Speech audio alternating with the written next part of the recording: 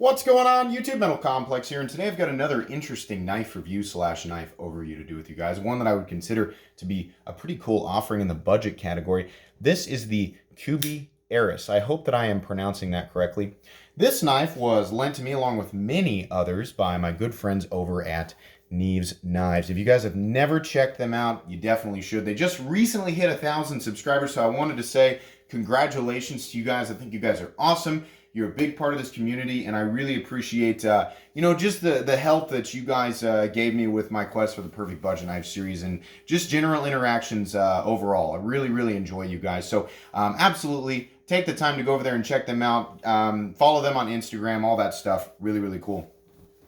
Links will be down in the description for this knife if you decide you're interested in purchasing it. And then also, if you guys would be interested in taking a look at my Patreon, whether you want a sticker or you want to check out my once a week Patreon exclusive content, or you just want to help support the channel, or all the above, that would mean the world to me. Thank you so much. You can join any tier and gain access to my once a week Patreon exclusive content, and you can help me reach my new goal of 90 patrons, which we'll be doing a new giveaway at that point. Anyways, let's go ahead and take a look at this guy.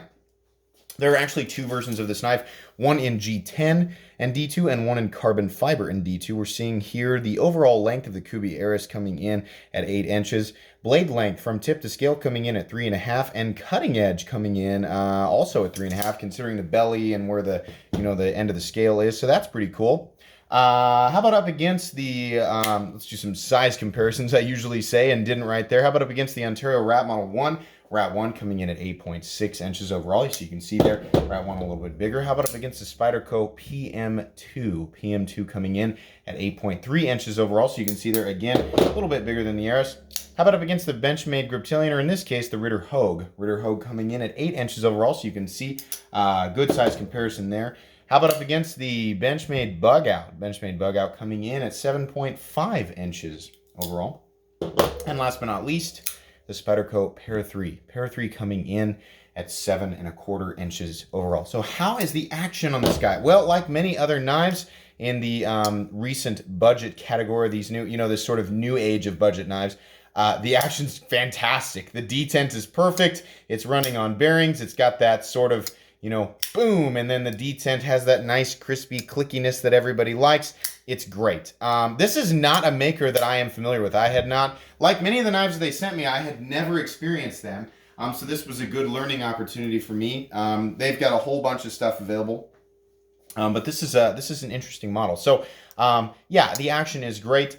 We are looking at carbon fiber and some countersunk steel liners there, and then you're looking at a blade that's made of D2, but not very thick, not very robust, so not a lot of additional weight's going to be added there. Let me try and zero this out. Blade stock thickness coming in at, it says 128 thousandths, so not super duper thick. Let's go ahead and weigh it. Overall weight on the Eris, excuse me, probably need to turn it on, coming in at 3.35 ounces. I think that's great considering you're looking at a 3.5-inch blade. That's going to make a lot of people happy. Carry profile on this guy is very good. I'll let you guys look up against the two that I always use, the PM2 and the Para 3, two knives that have awkward carry profiles in my opinion, and nobody ever seems to complain about. Exact same thickness, give or take a little bit. Kubey Eris might be slightly thicker. You can see this way though, it wins completely. Scales are contoured and the body is very narrow, and I mean it's going to be an easy carry profile. Absolutely. So again, materials on this guy, we're looking at carbon fiber, a very heavily tumbled D2 blade. They have their own custom edge on there, just wanted to point out. And then what I believe is actually a titanium backspacer and titanium pocket clip. I think it's worth pointing out the D2 version. I think there are the two different finishes offered on each. I could be wrong. I think on the carbon fiber and the G10 you can get this tumbled finish and the satin finish. However, it might be that this heavy tumbled finish is only available on the carbon fiber and the satin finish is only available on the D2. I'm not sure. On these carbon fiber ones, I know that they only get the this gear pattern titanium backspacer and what I assume is also a titanium pocket clip that's different from the standard version. On the D2 and G10 version, you're just getting standoffs, stainless steel standoffs and a stainless steel pocket clip. So that's kind of cool. D2 blade that is sort of that trailing point, kind of that Persian style blade, but it also has elements of spear point.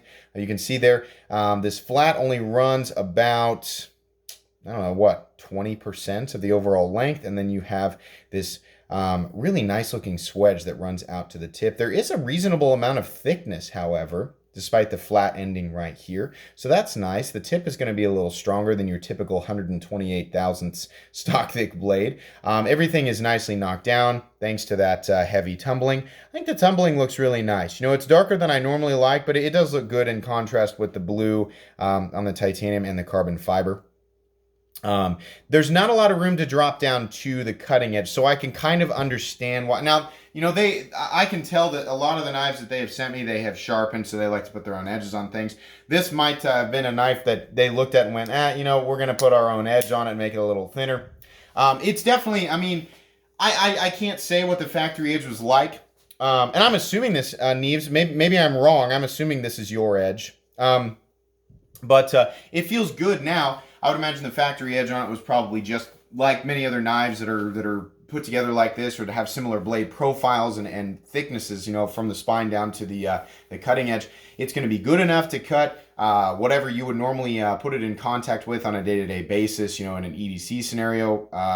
Paper, cardboard, rope, tape, rubber, some wood, things like that. It's going to be plenty fine. Absolutely.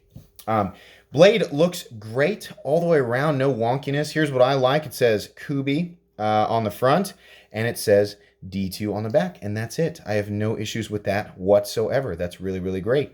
The flipper tab is designed in a way that's very comfortable. You can see there is jimping up top. It is nicely rounded off, so even if you miss a little bit like that, it's not going to tear your fingers up. This knife absolutely has no double clutch. It's very easy to flip. It's one of those that you can flip over and over and over again, and it's not going to tear your fingers up. So I'm really appreciative of that. There is shouldering back here, so that wraps around the stop pin nicely, creates for elongated, you know, basically lock life. It helps with surface contact, and it helps make the best use of that liner lock, so that's great. I like that. Moving down to the carbon fiber scales, this is real carbon fiber all the way through, and it looks great. It looks really, really good. Chamfering all the way around, no sharp edges anywhere. Really, really good ergonomics on this guy. There's no jimping up top, but I don't know that it really needs it all that much. This is very, very comfortable. You can get your hands all the way around it. No complaints there. Let's take a look at the pivot size there. Of course, going to use my handy dandy WIA bit selector and my magnetic WIA driver. Both items are down in the description, along with a lot of the knives that you see on this channel every single day, and some other stuff. There's expensive knives, there's budget knives. Everything is nicely categorized out, so whatever your itch is, you can scratch it. Just take a look at my description. Anyways, I'm going to guess that pivot is T8. So there we go. See how nice that works? Oh, these are so inexpensive. By now, everybody has these, I'm sure. So T8 on the pivot, and I'm going to guess those are T6. We'll check them here. People are like, why don't you do this off camera? Because it gives me an opportunity to show the bit drivers, and at the same time, I don't like to create unfair bias while I'm gaining my thoughts, while I'm being absorbed by the knife before I do the review. So yeah, T6 on the body screws, T8 on the pivot. Love T8 on the pivot. Wish that the body screws are T8. You guys hear me say this in pretty much every single review because everybody seems to use T6. Don't like T6. It's not a deal breaker. Wish it was T8. You do have a little lanyard hole for some 550, so that's awesome. You have a wonderful, it's my favorite type of backspacer. It's like a 1/3 gear pattern backspacer that's the gear pattern slightly raised, so I guess if you're holding it upside down, you got some traction there. But I really just like how it looks. There's some blue anodizing there. Really, really nice contrast with the carbon fiber wraps all the way around. Just looks great. I really like that. On this side, you can see we do have what I assume, I'm assuming this, guys, that these are titanium, just given the anodization. That's going to carry about right here. The pocket clip's okay. It's cool. It's different than the standard pocket clip. I'm putting it in my pocket, getting it in and out off camera, which doesn't do anybody good. Yeah, it looks nice on this. It definitely looks better than the one on the standard one. It's nothing special, but it carries okay. It's easy to get in and out of the pocket. It's going to hold it to your pants. It's not sticking up so far that I'm worried it's going to bend off. Carries right here. So there's not a whole lot sticking out. You can see there the centering on this guy is ever so slightly off, but they clearly use this, so I'm not really going to judge that. I would imagine it was centered right off the bat. This side of the knife is much the same as the front. Looks really nice. There is a secondary adjustment head, so I don't know if the pivot is free spinning. But as is the case with many, nicer budget knives that are being made right now, there's usually something in there that stops it. It's maybe a D-shaped pivot barrel. I can't say that for sure. I'm not going to take it apart. This isn't mine, but that might be the case. Like I said, centering slightly off, but no big deal. Lockup is coming in at about 25%. Absolutely solid. No blade play up, down, left, or right. This is a really, really cool knife. Knives like this, the review, I mean, like, you guys know the structure of my reviews, right? There are certain things that I check for, there's certain things that I point out, and then if there's things that, jump out at me as like overwhelmingly negative, I point them out, overwhelmingly positive. This is just a straightforward, good knife. There's plenty of access to the lock bar, no double clutch, things like that. It's good all the way around. Here's the best thing about it. This version of it that you're seeing right here is going to come in between $50 and $60 for contoured carbon fiber, countersunk liners, titanium backspacer, titanium pocket clip. I'm assuming, I don't know that for sure, but I'm guessing. And a nice tumbled finish.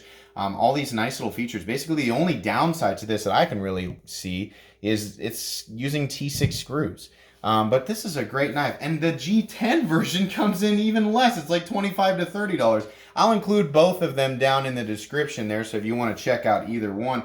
But yeah, this is an amazing knife. This is definitely a budget knife that I can recommend. It's going to be going on my Cheap Knives I Like playlist and my Most Recommended Knives playlist. So this is awesome. Check this out. This was an easy review. It was pretty straightforward.